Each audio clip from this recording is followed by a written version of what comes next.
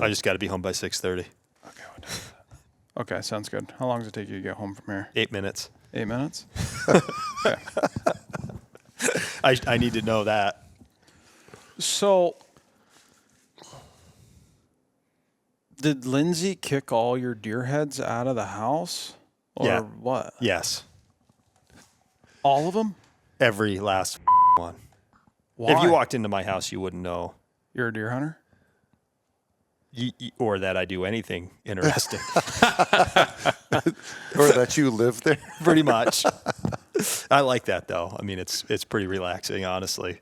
Okay, so there's one that stands out in my mind right there, and that's that little tiny 3-pointer on the bottom. I'm pretty sure I helped you drag that one out. That was a bow kill, Vermont. That was Yep. That was a late season Vermont bow kill. Came out of the Mekong down there by Stagecoach Road. Yes. The Mekong. I haven't heard that in forever. Yep, that thing lived right by the road for a long time. Those moose antlers up there. Yeah, it was us. That was us. That elk. What the hell is that thing? That's Bruce. That's Bruce? He came from Connecticut. Okay. We don't know anything about Bruce other than his name was Bruce. And everybody comes in here that's not a... You can test if somebody's a hunter when they come in here that we'd connect with because they're intrigued with Bruce. Bruce doesn't matter to... Bruce doesn't matter to us? Bruce doesn't matter to us. It's a nice bull elk, I guess. Yeah. That's 6 what by I've been. 6. That's what I've been told. Yeah, if you're into that kind of thing. Huh. What do we got up there that's mounted? Talk to me about those. Just deer that are I thought warrant mounting them, right? Like so, one deer's I killed a deer on my own property. Done that once, so I thought that was pretty cool. Shot that out in Enfield when I lived out there, and that was like an early season bow kill, and so that was pretty cool. Had its summer coat on, so that cleaned up real nice. Another one is my first, rack deer that I shot, Nebraska Valley in Stowe. That was at that point, that was, a good deer taken out of Stowe at that time, right? I'd go down, that was. Did you find Lanny Benoit's carving on a tree up in there? Yeah, I think I did. Yeah, I'm pretty sure you did. Yeah. And so that was shot on like the, up there, they call it Michigan Valley, right up the Catamount Trail towards the Height of Land up there. And it was just walking. It was first day deer season, right? First day of Vermont deer season, right? Like, you're hoping to see a 4-pointer, 5-pointer, and that showed up. So that was pretty sweet. That was when they were still weighing deer in at the Moscow General Store. Oh, yeah. Long time ago. It seems like yesterday, but yeah. And then you got, kind of my I got hooked on this one location that you went in and said there were no deer in there. Remember that? You wrote that, no deer? I did write that in the snow. I took Joey up there. I had I think I shot one of the deer that's not mounted on Jamie's Miss Vermont night. Mm-hmm. Right? Yep. Mid-November. Yep. Later in the muzzleloader, I said, "What are you doing?" It's like, "Well, I'm in Burlington at Miss Vermont pageant." I was like, "Oh, man." And then we went up there and hunted, and Joey wrote no deer in the snow. It was after that, right? Then the loggers came in. And then the deer came in. Shortly after. Yeah. Yeah. They patch cut. And I just got fortunate. No one else was hunting that area for like basically, it felt like no one else was hunting that, right? And you know me well enough. I'm putting enough time in there that would know if it was actively getting hunted by anyone else. Mm-hmm. And then I just started, shot 5 really nice deer out of that, I don't know, like 3 mile by 3 mile chunk of woods. Okay, back up a little bit. I do remember riding in the snow. There was also a doe track right in the Y of the roads. And Yeah. I had jumped her, saw her, and I knew that you were probably going to come back down through there and see that track. And I'd wrote in the snow right there, doe. Yeah, with yeah, an yeah. arrow. Oh, yeah, so yeah. that you'd know, like, okay, leave that one alone. So that area, you went on a streak right there. You killed how many over? They were like right around or over 200. Shot 5. Well, I got to be careful what I say here, right? But they're deer stories, so I'll just say it. I think I shot, they're right up there. I think there was 5 of them that were all over 200, like back-to-back years, wasn't there? 4. 4?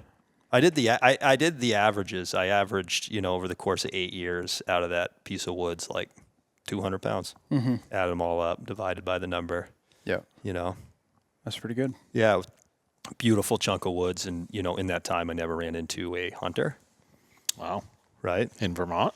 No. Oh. This is all New Hampshire. Oh. Come on, let's. Oh. This.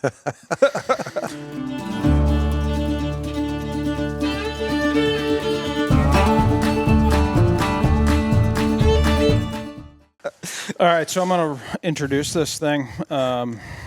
Those of you that are listening, today's guest is a good buddy of mine, Matt Knittle. I'm joined with John Wright and Eric Adams. How we doing, boys? Hello. Wonderful. Yeah? Yeah. So, Matt, tell me a little bit about you before we dive right into killing deer. Grew up Stowe, Vermont. You know my background. I was a skier, right? Little ski racer. Ski raced a lot when I was young. That was my sport. And then hunting, fishing and all the things you do growing up. Where you have access to, fishing and hunting and, out of the back of your house. Yeah. And to go a little further in depth, you were a phenomenal skier. You raced UVM. Yep. Raced at UVM, won a national championship in GS in 2000. So that was that, I was a good ski racer, good enough to do it until I was 26, and that definitely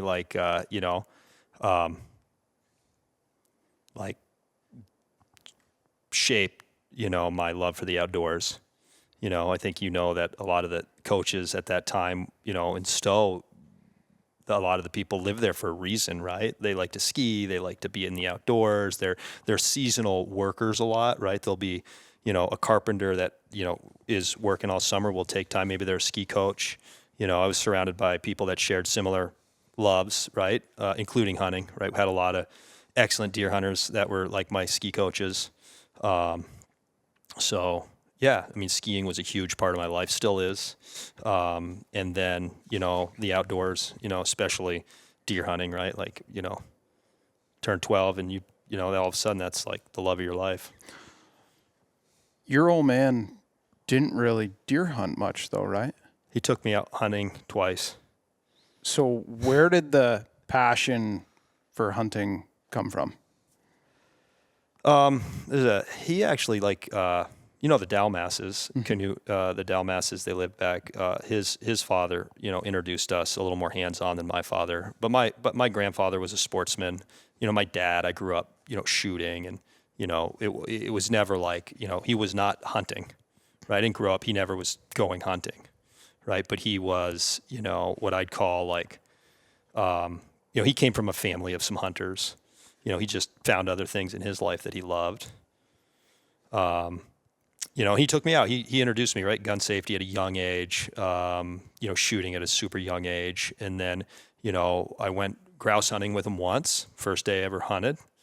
And I came back and I said, I want to go out in the afternoon. He's like, okay, go hunting. So I went out in the afternoon and hunted. And then I just went hunting. That's awesome. And then same with deer. First day I ever went deer hunting. And my father, which I'm trying to do with my boy, he didn't have any, he truly was just, you want to go hunting? Okay, Matt, where do you want to deer hunt? I'm like, looking back, it's the worst place I could have ever gone hunting. Right. But he's like, okay, I mean, he hadn't walked in the woods ever, right? He's like, so where do you want to go? And he'd get his gun out. It's like I don't think he probably even put a bullet in it, you know? And he's like, okay, where do you want me to sit? I was like, you're going to sit here. I was 12, right? He's like, where are you going to sit? I'm going to go down there and sit, you know? And I was like, okay. And he's like, when you're ready to leave, just come get me on my rock and, you know, we'll head home. So I waited as long as, you know, 12-year-old can wait. Probably not very long. Probably not, right? Yeah. Like, who knows? Felt like all day. Yeah. Went and got my dad, went home, and I said, I want to go back out. He's like, okay. My mom dressed my brother in a lot of orange, and my brother wasn't a hunter, and we went out, hunted the afternoon, and then I just kept hunting, right? Same as the introduction to the, you know, and we lived in a place where you can hunt. I mean, now it's not the same, right? In Stowe, it's different. There, a lot of homes are built up, but, you know, fortunate being able to hunt out the back door. You got to see some bucks at the bottom of the hill hanging on the barn every now and again. Yep. You know, Eric's here, and, you know, they were legendary hunters, you know, his family and his dad had that was definitely memorable, you know, going into Lester's, you know, gun room. Hear that the boys shot something in Maine, you'd go down and look. And oh yeah, my mom be right there. Right, she'd be driving me down right there, drop me off, let me see it hanging. Yep.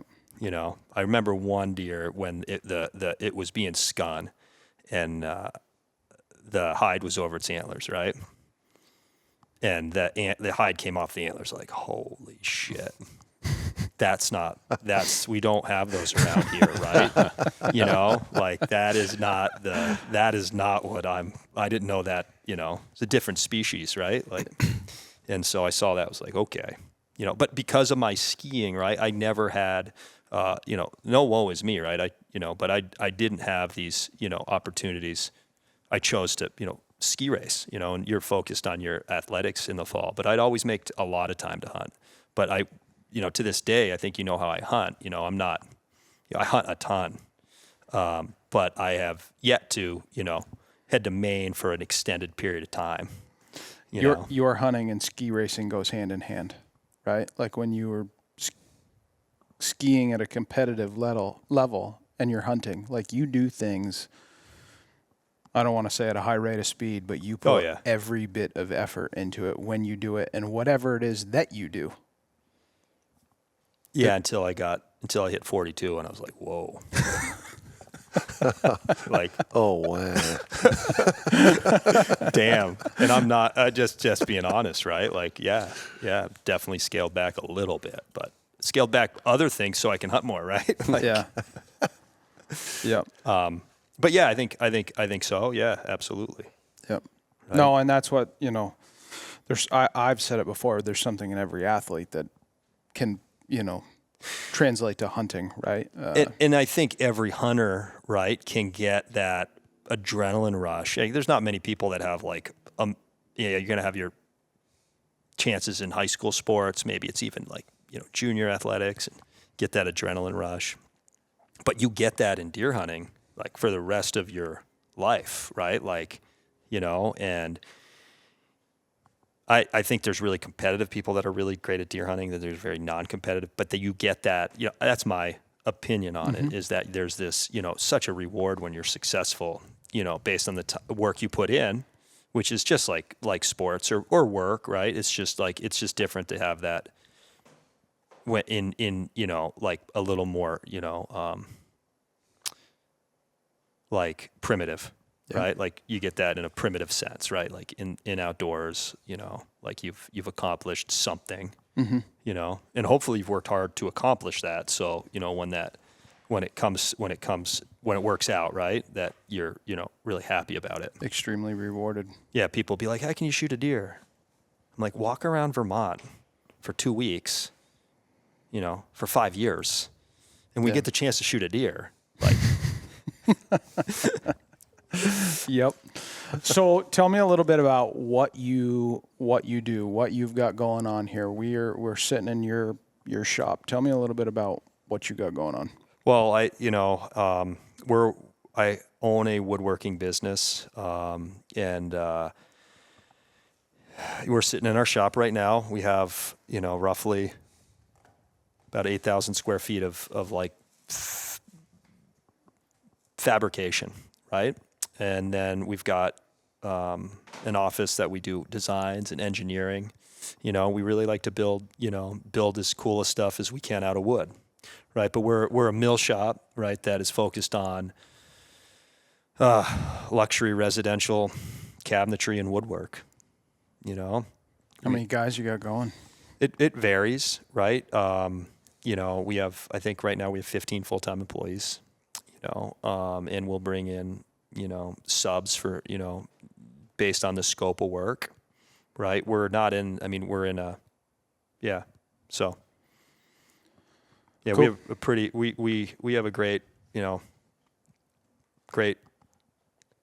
do what I love,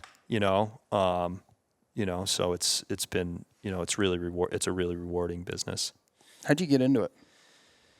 Kind of same as hunting. Like I was introduced to woodworking by my father, and I had I was surrounded by great mentors, right? Just like hunting, right? Like whether it was, visiting the Adams deer hanging there or running into, rabbit in the woods, like out in, the ranch leaning up against the same tree, right? Still there. Where'd you shoot your deer, rabbit? I know, it's like you just don't go on that area of the hillside. That's rabbits, right? So from, just on the woodworking side, the same, right? I mean, you guys all know, the people that I've worked for and stuff. And, I just developed a love for, equipment too, right? I like the woodworking. I like the equipment. And I like if I built a piece of furniture when I was young, I'd build two pieces because you always build the second piece quicker and better, and that's basically what we do here, right? We're trying to, build really high quality stuff, in a really practical way, which means you're using some automation, you're using, efficiencies in fabrication. And so, in our shop, right, we have CNC capabilities. We're communicating with technology from computers and, but still doing it in a custom sense, right? We're not fabricating a widget over and over. It's everything we build is unique, but the woodworking started really similar to the ski racing. You just need really be surrounded by really good people in your life. And I've been really fortunate for that. Amen to that. So I think your woodworking skills began, the best of my knowledge, when you started building bow stands, right? You could drive up West Hill and you could count like a half a dozen bow stands on either side of the road over the bank.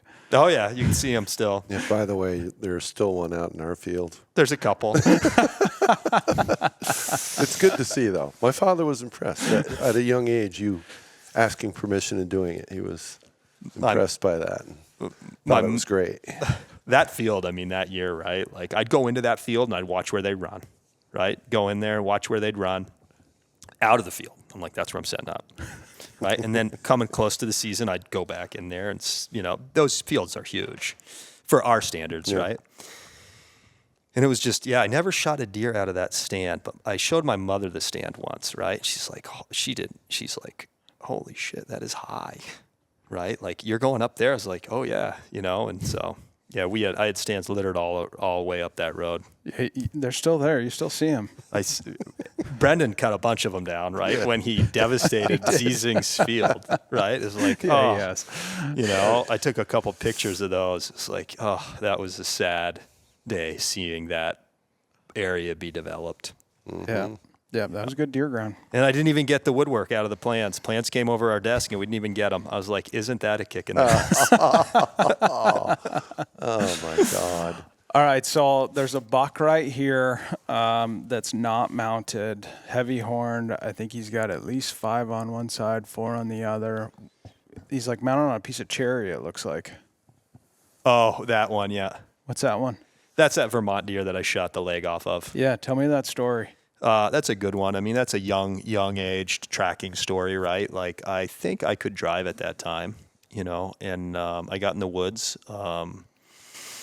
and beautiful day, and cut a track. I was with another deer, and at that time I was, I'd looped a lot. I was looping on that track, and this is like at the time felt like really big woods, right? It's substantial. It's not, the woods as well as anybody. Adam's camp, right? Like, I mean, this is like Yeah. sitting right there, right? And so I was looping on that track, and again, like this was during the time where, like, you know, a lot of the younger aggressive hunters were in Maine, I think, right? So like the woods were quiet then, right? Like, I mean, you're probably in Maine then, right? Yeah. Most all of those good hunters were Maine, New Hampshire, somewhere. They weren't there. They weren't They in weren't there, right? Which Which they'd like, always come late season. It seemed yes, like. I'd see the guys that I heard about, right? Like in muzzleloader season, and would hear great stories, right? You might run into a Moriarty or an Adams, and so What error are we talking about? Oh, we're talking like, that's the air compressor just has an automatic drying feature. Like early 2000s or late 90s? That's late 90s. Yeah. Things like 90. That's like 97. Yeah. Right. So I think the hunting was good in Maine then. Oh, Yeah. Right. That's Yeah. when you were like, they were shooting like, right. Yeah. Yeah. And so, I mean, I was, so I was in the area in Stowe that I'd hunt, or the areas, right? There was just no pressure. Yeah. Right. Like it's not like that anymore. Right. Like you cut a track, and I had that track. I'm looping on that. Right. And sure enough, I start looping, I look up the hill, and there's bedded. I saw a doe, right? She was like standing, looking around, and then right next to her, there's this bedded deer, and it was that buck, and glistening off its antlers, and just like, I was like, oh shit, that's, biggest deer I'd ever had that amount of time to look at, right? And I just, I settled down, I got down on a knee and thought I was going to kill that deer, and guess what? Nope. I mean, I hit it, right? And then the chase started, and I was unsuccessful finding that deer that day, and to make at that time a terrible, period in my, I don't want to say terrible, right? But you know what it's like. Hit a deer, you don't find it at a young age. You're tracking all over the woods, and it died. Went down to water, died. Somebody found it, right? And then I got the horns at a later date. Yeah. So that was nice. Do you think that was part of like what got you addicted to hunting bigger woods and going after big bucks? And because you were in high school when you shot. Yeah, I mean, I had some good close encounters with really big deer in high school. I'll never forget, you were hunting a piece of woods and you were like, the buck on the front of the Benoit buck. Oh yeah, I saw that buck. Yeah, that was an incredible afternoon, or no, that was a full day experience, right? Just a giant, right? Like you're like, that thing was like, I swear to God, that thing was like with like 6 does, walking over drainage in, like in the Mount Mansfield area. And, I'm like, that is the biggest animal I've ever seen in the woods, deer, right? Picks its head up. I was like, holy, that's a buck. And it's not what you're expecting to see. And that thing had to have been with like 6 does. And I shot at it immediately, right? Probably had no idea it was there at the time. And, it's like, looking back, it's like, yeah, you rushed, could have been a mistake, but then you waited, it was a mistake, right? You just got to shoot, right? And so I'm shooting at that thing, and that thing starts running. But I will say that buck picked its head up and just ran away from them doe. No kidding. Just left him. Gone. I followed it for, at that age, forever, right? Till it was dark, and it headed up over, it was heading down into the Underhill. And that was the year they shot those 2 huge deer on the Underhill side late season, right? Like towards like the Bolton area, right? I think they were both like mid 150s bucks too. I think it was one of those deer. Yeah. Right. I'll never forget that. Looked just like that buck on the cover. So yeah, that was a good one. Right. Yeah, and I mean, you want to tell the story about your biggest one? Well, the biggest one's the one you were on the track with me, helping me try to get that after I also hit that one. But I was just. Oh yeah, let's go back. Oh, you want to talk about that one? no, I'll do that one. I Okay. mean, and you were saying, how'd you get into big woods? I think a lot of my big woods are from just, being in the outdoors, adventuring, right? Like I love to hike, we all love to shed hunt, right? There's nothing better than a day of like just exploring, right? Like, Yeah. and Adventure. you go out and explore and you adventure. I like to bike a lot, right? Gravel ride and cycle. And, that's what gets you hooked on, for me, right? Like, like to hunt, to explore. And then to do that with a gun in your hands on a day where you're, it's legal to shoot a deer makes it even that much more exciting. So that's kind of how I fell in love with the bigger woods, and, it's nice to spend a full day in the woods, Yeah. And that's Rewarding. every time I hunt, that's my goal, right? How can I spend a full day in the woods, It's what it takes a lot of times. Spend the whole day in the woods. Yeah. There's just something satisfying from doing it too. Oh, there's something about getting out of the car when it's dark and getting in your car and it's dark and you didn't do anything all day, right? Like true, like in terms of like if someone's like, "What'd you do today?" Be like, "I hunted." Yeah. Be like, "All day?" Yeah. It was great. It was great. How'd it go? It went great. Yeah. I was actually on that, like where that, that area we were talking about, right? I was on a bike ride. I would like to look on old maps, right? Connect roads, class 6 roads or whatever they are. And, I was on this one road and I just noticed this logging operation. I was like, okay, this is a perfect area. Right. And then I started, scouting it and, I don't run as many cameras now as I did. Right. And the cameras really like basically just didn't do much in that location. Just told you what was around there. And I mean, it's the story goes, right? Like I found all this buck sign, like just a tremendous amount, right? Like just, I don't care who's listening to this, like, it when you see it and then add a little bit more, right? Or, we know what it looks like. And then so, basically in that, I found that and I was like, okay, there's a really mature deer in here, if not a couple, right? And then I just kind of, I found that early season, right? I'll start looking for buck sign. John doesn't agree with this, but, start coming up with, different plans of attack for the season based on, buck sign. And so it just, like I said, it was clear there's a few mature bucks. I kind of kept track of it throughout the fall. And it led me into, early muzzleloader season, just a concentration of really active sign. Right, starts out with like tickled trees, more tickled trees. Then you start getting into, ground scrapes and like, okay, so this is going down. And maybe in a more like, I think it could have been like a mile from where that was, but it's clear like this is the similar activity of those deer, right? And so I took that spot really seriously. It was really warm, and I'm a big low light hunter. Right, like now with work and stuff, like I'm watching the weather, watching the wind, and watching what I call low light. Right, I'm looking for days where like that sun's never really out.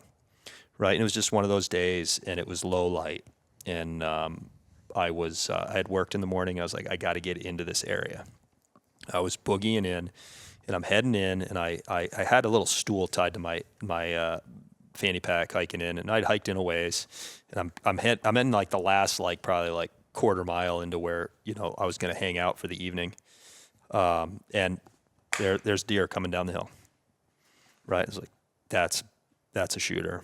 I made a good shot on it. It disappeared. I didn't know if I hit it or not. Went up on it and it's dead. And that was a 204-pound 8. Right, that short fat deer. Right, and I was like, I did it, right? Like, all paid off, right? Then I get a little antsy after a couple days, and I'm like, I'm going to go bow hunt. I'm going to go back into that area. I'm going to bring a lightweight climber. I don't know what it was, but I head up in, and I'm like, I got to check my camera. Check the camera. It's like, wow, I did not shoot the big deer. And then that's when that journey kind of started, right? I was like, I got to shoot that deer. And then, But back up a little bit. You had photos of that deer how many years before you? 3 years prior. 3 years prior. But I didn't get a picture of it until I killed the deer that I thought was it, because I had never had a camera in that area, right? Because I'm like, why put a camera in? Like, I'm into the activity. I know they're here. Like, what? I'm going to like it up by putting a camera in and then wanting to go check it? Right. Right? Like, this is before, I mean, it doesn't have cell service there anyhow, but. Every year that you hunted it, that you didn't kill him, you killed a 200-pound buck in there. Yes. Which obviously, for everybody listening, you're going to shoot the 200-pound buck. Yes. Every single one was really good rack buck. Spoiler alert. Leading up to Oh, I mean, The like, year you got him. well, the year before, right? The another year I'm up there. It's the first. I think it might have been the first day of muzzleloader season, right? And I was just into this spot. I mean, I had a cup of coffee with me, right? Like a cooler, right? Like I don't. That's not me, right? I don't think it's. But it's like Thermos. It was like that was that hot. I was like, I'm gonna go lean up against this tree, and I had like a little cup of a little thermos, one of the little ones, because it's freezing out, and I could hear activity going crazy, right? Then it went quiet. I'm looking up this like what I'd call a shooting lane, right? But like I was leaning up right on a logging road, and sure enough, Buck looking right at me. I was like, he's trying to sneak out of there. He did a sign, and I don't know, sneak out, but he wasn't as aggressive as he was. And I got my gun up, and I was like, that's a really big deer. But I knew it wasn't that deer, right? But I was like, Yeah, what are you going to do, right? Yeah. and that was that was a 207-pound deer. He likes to shoot, by the way. So, that was that. Then the next year, right, there was, I was like, that was 2 years, right? And it's not like I had a couple cameras. It's not like I was getting pictures of this deer. Like I'd get like a picture in like we all go back to check our cameras, and guess what? They're getting all that activity, November like 13th to like December 1st. Mm-hmm. He'd show up that time period. And then that next year, I was like, you know what? I wasn't hunting that deer at that time. I had thought he was dead, and no one had, it was a really big deer. And then, it was early muzzleloader season, and I had my plan of that day. I was hunting the wind. It was windiest day that I can remember really hunting, and questioning why I was really hunting because it was so windy. And, I was just working my way around a really ledgy bank. And I saw a deer coming towards me, and I was like, that's a shooter. It's clear as day that it had like good mass. And it was, I don't even know at that point, like mass. It just had a real set of antlers on it. And so I got down, and he was coming right at me. And he then rolled his eyes up, right? And it's like, and I saw at that point the stickers on his horns. I was like, holy shit, that's the deer, right? I was like, how did that, as I'm pulling the trigger, I'm like, I hadn't had a camera going. I thought he was dead a year ago, right? And then I shot that deer that day. And what did he go? What did he weigh? That was 218. Yeah. And 220. That was 220. Sorry, 220. Big set of antlers. I mean, he was what, like 160s? I mean, John will say he's like 130-inch deer, like the deer he shot this year. Yeah. But, and I don't want to I know that, there are people that are like, I didn't really get into scoring. I didn't know you could score like that was nothing I ever grew up hearing visiting Eric or any of the hunters in Vermont, right? Like you were after the antlers. weight. Yeah, I was after like the weight. I grew up being, did it like, The hunt. and that's changed a little bit. I mean, I definitely am addicted to, large antlers. But, so yeah, then that deer, that was 220 actually. And I think, I think he, I measured him, and I'm not a measurer by any means, but I think he's in the 50s. Yeah, I would agree with that. And I thought he was in the 60s, quite honestly. would be nice if he was, but, he was at one point in his life. I mean, he's smaller than when I had pictures of him, right? He used to have when you were getting photos of him the years prior, he had like a turkey foot on one side, didn't he? Yeah, and he had split brows, and then one year he had broken off some antlers, the G2s were gone, and Yeah. it was an attractive deer. He had that, you were the first one, and you look at things clearly, with what you've been able to do, like differently. You're like the white patch on his throat. Yeah. He's got a double white patch. And I'm like, I was just noticing that. I'd never noticed that until Joey pointed it out. I was like, I guess he does. Yeah. You don't see those often. They're beautiful. Did you age him? Yeah. Well, no, I shouldn't say that. Like I use my taxidermist took a look at it, and it's guy Andy Willett, right? I highly recommend him. Recommended by, who was the legendary well, I call him legendary out of Stowe, but it was Mike Adams. Yep. Adams, right? And I never shot a deer that Mike Adams got to mount, which I felt was, but I was young, so. Yeah. Yeah, and then the deer above him, that was like, another one of these, like I call them like field and stream moments, right? Like when you're like, it all comes together. That was 218 above him, same area, right? But that was after I killed that big deer. And I was I was early season, and it was like, same muzzleloader season, first couple days, and there's big ass buck walking up through the woods. I was like, you got to be kidding me. Wow. you know, and that was another great deer. That's a 10. Yeah. And there's some there's some more notable hunts up there in terms of like Which was the one tracks. which was the one close. that you tracked down? I think it was the first buck that you kind of had killed. Maybe it wasn't really in that area. I had a great hunt, that one down there on the, it's like a 8-pointer. It's a decent 8, right? And it was like later in November, and I cut that track and just dogged that. I wouldn't say dog the deer. I just followed the track, right? I call it dogging a deer once you really start like tangling with him, and he's like, you start being like, pessimistic. Yeah. Yeah. That deer, I never got that opportunity because he just kind of moved all day, or moved during the time period, moved a long ways, and was, I didn't have maybe as much experience at the time, but he was, checking his spots, using the wind, and then heading out for a stroll, heading back to bed. Right. And so, I'm a big proponent of looking for feeding, right? And they make sudden turns. I take that seriously. Yep. When they start heading uphill if it looks like they're heading into a bedding area, and then you see them eat something, like, you better get ready. Yeah. Right? Dead giveaway. And so basically that's what that deer, that deer ate something up on an oak flat where there were tracks going everywhere. And I was like, okay, what do we do? And I just froze, hung out, right? And then, I looked over, I was like, that's a odd looking rock.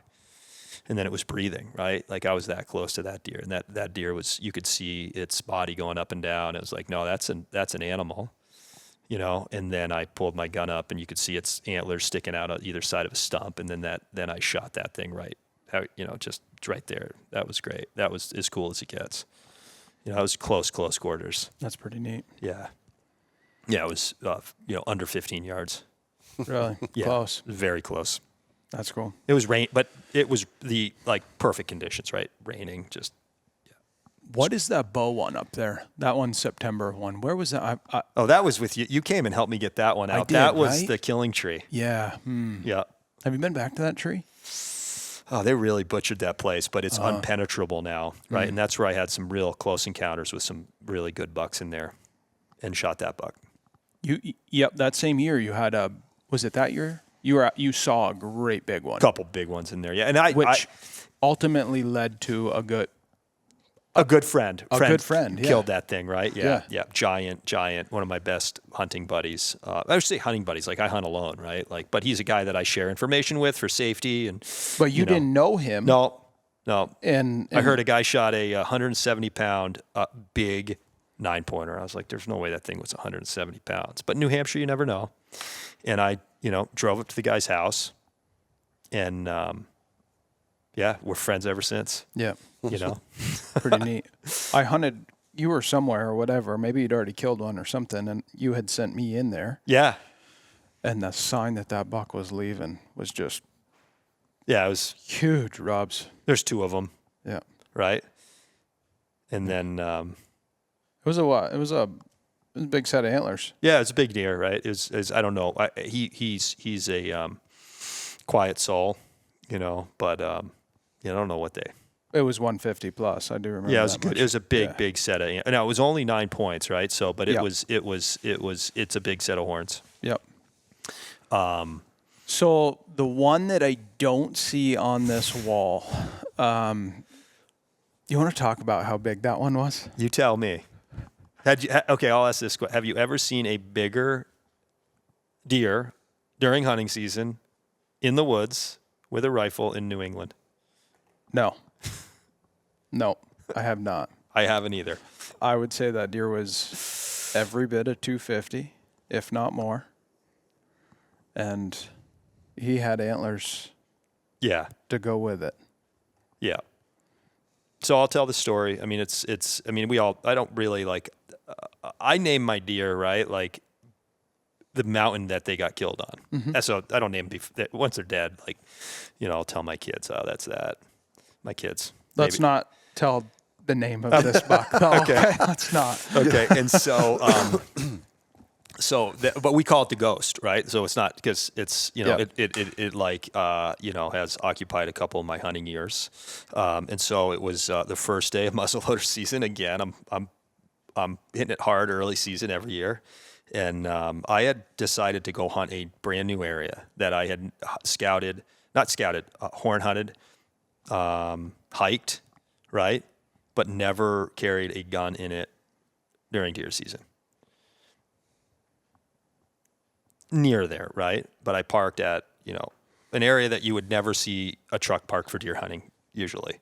And I hiked in, into an area that I was like, this is going to be it. And it was like, it was one of the only places in the state that year that had snow, right? And no one was hunting it. It was like, it had snowed like Thursday, right? So everybody's I was freaking out, like, is the snow going to stay, this or that? Sure enough, snow stayed. And I got in there on Saturday morning, and it was like, its sun came up, and it was just an epic day, beautiful day, but not a deer to be seen, right? Like ghost town.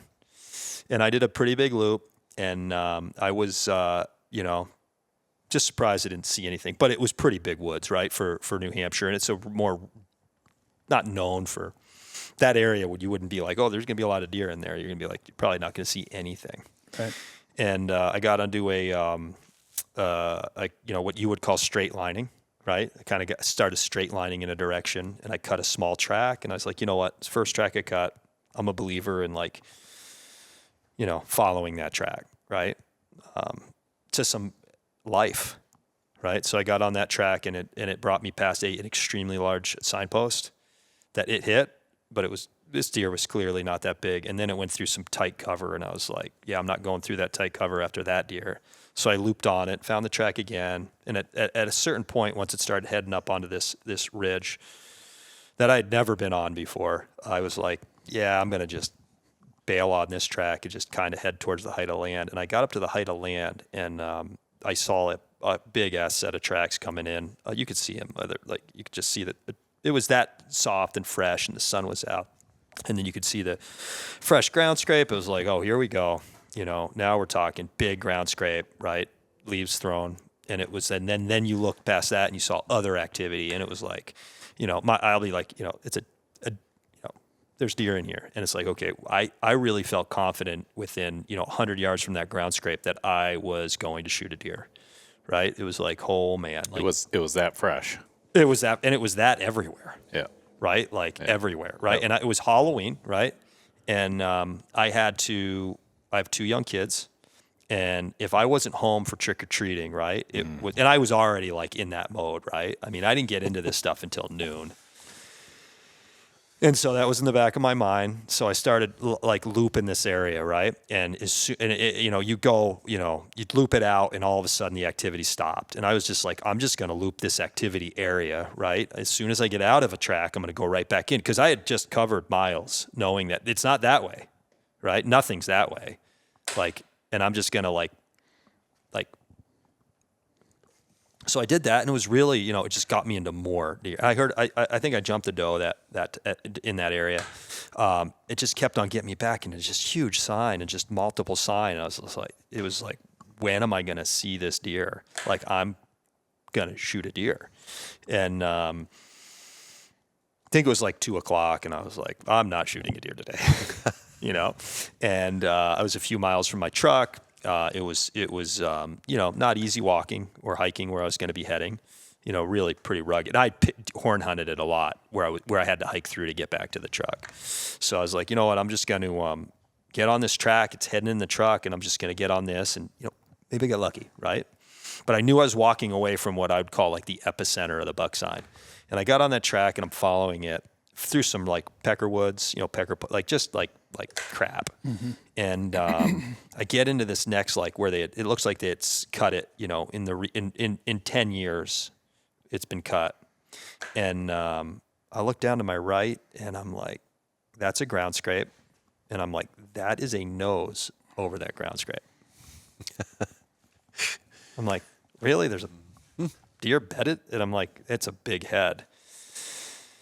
And I got my gun up, and I look at it. I'm like, that's a white-tailed deer. That's the biggest thing I've ever seen in my life, right?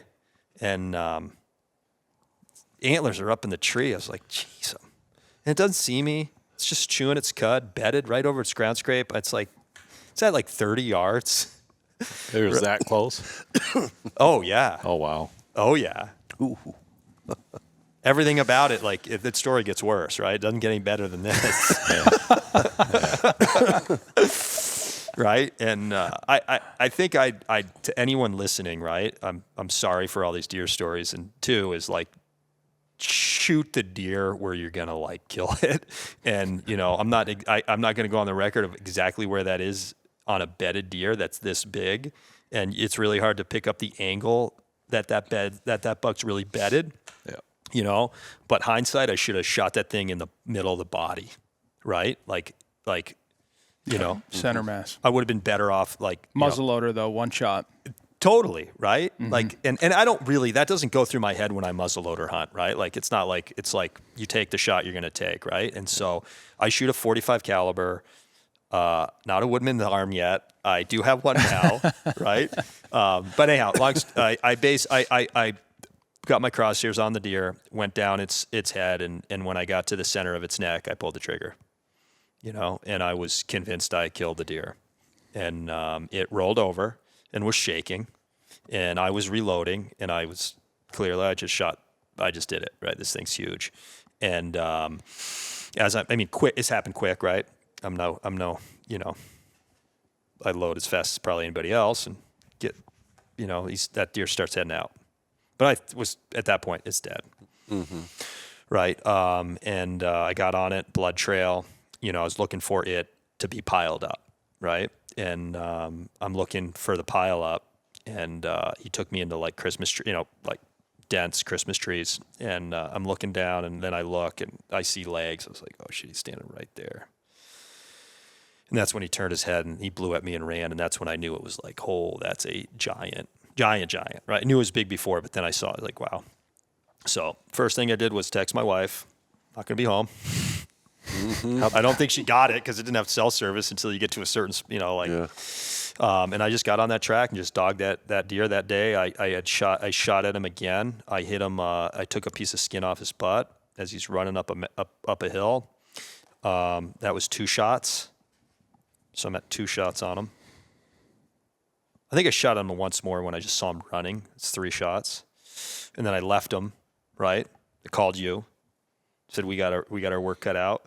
You called me and you described him as like baseball bats coming out of his head with stickers. Yeah, it was a good buck. And so we got on that deer, right, the next morning. Yeah, so I came down. Yep. You had snow and came down. We got onto him. And first thing, when we took him to where you had, I don't know whether you had left him, you jumped him one more time, maybe? Yeah, I left him. You left him right when you jumped him again. Yeah, I think I was like, coming into an open like hardwood area, right? Like a big, and you just, I think I heard something, and it appeared that deer had gone through the drainage or funnel, right? And then headed up onto a hardwood where you could see a softwood break, and he was up there watching me probably at that point. I pushed him off there. Yeah. And that's when I said, no, I'm out of here. Yeah. So we just the air compressor. So we get onto his track, get up to where he bedded, where he jumped.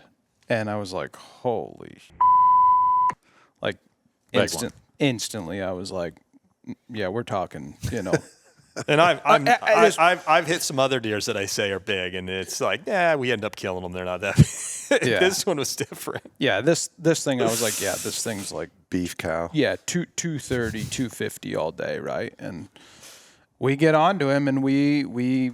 Well, yeah, and remember the interesting thing here is remember that the dogs were on him, right? So we got onto that track, and the first thing that was on it was dogs, and then a bear. Yeah. Right. Yeah. Right on it, and we were like, this thing's dead.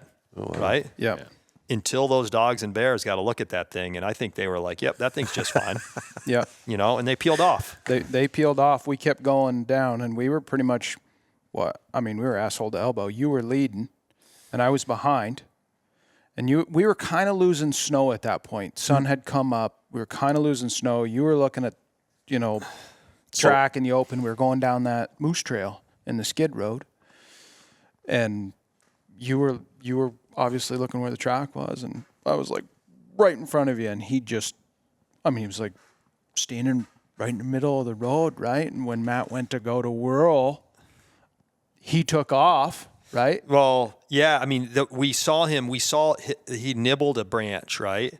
And that was when the first time we saw him is when we kicked him down to the river. Well, and that's when I shot at him. Yes. You were in front. Yes. You were going around that road, and he took. Yep. And I had shot, and then you shot. Yep. Probably blew your eardrum out. And then he went down into that river. Yep. And he went down into this river that's probably, what'd you say, 15, 20 feet across. And he was with a doe. He had picked up a doe. And at that point, we're like, I mean, that's where, like, looking back on it, like we were past recovery at that point. Like, we were hunting the deer, right? But we didn't think we were hunting a deer that was still rutting like he probably really was, right? We were hunting a deer that we thought we'd find in a bed, right? But that deer went back to where there was a doe. Yeah. Yeah. And when that deer took, I was like, holy shit. Like, that was a good one. So that deer went down to this river, right? And I took the track right across the river, went 100 yards, and I was like, I just remember, like, at that point, we'd kind of like given up on stealth a little bit, right? And I was like, Joey, there's only one track coming out of this river. Yeah. I'm like, are there two tracks going into that river? Yeah. There was only the doe coming out. So we circled it, right? Like, okay, he went upriver or downriver, right? I think, Matt, you went downriver first, and then I went upriver, and nothing. Like, I mean, we were there for a while. Yep. Came back to the river, nothing. Did a bigger circle, right? Yeah. And nothing. And it was like, okay, well, and I think you were on your downward loop still of like that second turn. Like, at this point, we're a couple 100 yards downstream from where the doe had crossed the stream, Yes. and he had entered. Yeah. And he's on the downward side of it, and I'm just walking the river down, right? Like, this deer is here somewhere, right? And I remember looking up on that bank. I hear a snap, and I look up on that bank, and here he is, and he's going broadside across that bank, and he does. He looks like a Jersey beef cow. He's trying to run, you know what I mean? It's just like long body, just loping up this bank, and I pull up, and when I pull up, I noticed Matt just to the right of the deer. Oh, he ran pretty close to me. I thought that was I mean, we've all shot running deer, right? And we've all missed running deer, and that's as good a shot as I've ever taken at a running deer. Right? And I'm like, as I'm like trying to lead that buck, I see Matt in the corner of my eye kind of like do the same. Like, I see his movement, and I let him and shot, boom, and it wasn't no more than just a second or two, and then you shot. Yeah. And neither one of us touched him, you know, and we got it. So to back up, what that deer had done was got up onto this side bank of this river. Where the snow was gone. Yep, river makes or an never got elbow, any snow. and the side bank was all bare. And he must have just stood right there in those softwoods on that bank and just watched us screw around in the river. And just blended in. And Just blended in until we pretty much stepped on him. And then once we stepped on him, he took. How many times had you guys walked around him? Twice? We didn't never walk fully truly around went him. around him. Yeah. But literally, I was in his boot tracks where he had walked down the river. Like, I had just seen his tracks in the sand. Yep. And it wasn't but yards, and I heard that snap, and he's right straight in front of us. Yeah. He had just stayed. Of course, you couldn't. It was see him. It was very steep. Very there, too. steep. Very softwoods. Steep. Yep. Yeah. Yep. And Yeah. so we got onto him, and of course, sun was coming. Sun was pretty high at that point. Yeah, we'd been. Yeah, then it really turned into more like a workout at that point. Like, we were hunting until that point, and the deer was putting up with us, and then after that deer was like. He was out. That was a different animal after that, right? Yes. He was like, he was heading into literally. I mean, we left him at a different zip code. still blood, still. Very little. Every now and again, he dropped something, but we chased that deer pretty much till dark. We put him down over the other side of the mountain. Oh yeah, ways down. And yeah. to the point where we lost snow. We couldn't. No limp, no nothing. So Nothing. No. your Nothing. first shot must have been in It brisket. a. Yeah, like, I think he, that's the one thing I can only go to is I don't think I probably, like, what I think is I probably, you look up on the wall and it's like, oh, these deer are mounted and they're, majestically mounted, but that thing's like slumbered in a comfortable position. And, who knows how much, meat is really in that area where I was shooting, and true, how he was, what was his position to me, right? Yeah. And how much were those shoulders kind of like, I think that bullet's in the brisket of that deer, right? And I mean, in the story, I hunted that deer nonstop, right? I was convinced the deer was alive, and sure enough, I shot at that deer 3 more times that year, right? Like I saw that deer 3 more for another day, right? I was close to it, I think, a couple times, before I shot at it. I think that deer was hanging out in an area that I was spending a lot of time in. I passed up some other deer for 2 years. Nothing notable, right? And just never be vanished. Yeah, I think he lived in a pretty large. I think he's traveling some territory, and I'd catch him. Like I said, I caught him. I caught him. Like John, it's interesting. You're one of the first guys. You're like, you've tracked deer and seen them change while you're on their track. Oh yeah. Go from smart to dumb. Yeah. Right, and so I've seen them go from dumb to smart too. Oh, well, that's usually how it goes. Yeah. And so basically I saw that deer and missed him. It was a tough shot. It wasn't like, I wouldn't call it, I'd call it I was shooting at a deer, right, rather than missing. And was on that track that day. It wasn't a good tracking day. It was like crispy and just dusting of snow. And you'd hear him up ahead, and great encounters with moose and stuff that day. It's crazy how loud the woods can be, and then how all those animals just mesh together, right? But when you come through, they don't like that, And so that deer, I heard some blowing in the direction that was, and that's a day that I wish I, wasn't so cautious about the conditions, right? Maybe just hammer on them.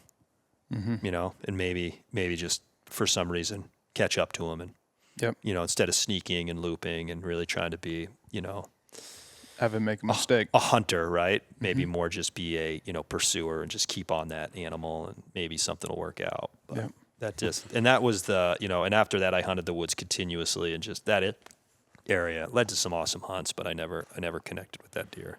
Yeah, well, the size of him alone was enough to just make you continually go back. Oh, it was just like phenomenal. When he was running across that side bank, it was like, holy shit. Like that deer was 250 plus. And I think I told John at that point too, that like he it was tough for me to see how big of antlers he had, right? Because his body was so big, but he had a big set of antlers. He could have been a 150-inch deer. He could have been a 180-inch deer. I don't know. He was that big. Yeah. Just a god-awful frame on him. And I don't think he was a scoring deer, right? Like in antlers, but he had mass and he was huge, and it was in a chunk of woods that you dream about killing a deer like that, right? It was like, like the stories that I've heard from both of you, right? It's like, it's one thing killing a big deer, and it's even better when you get to shoot him in like just a big old monarch. Yeah. Yeah.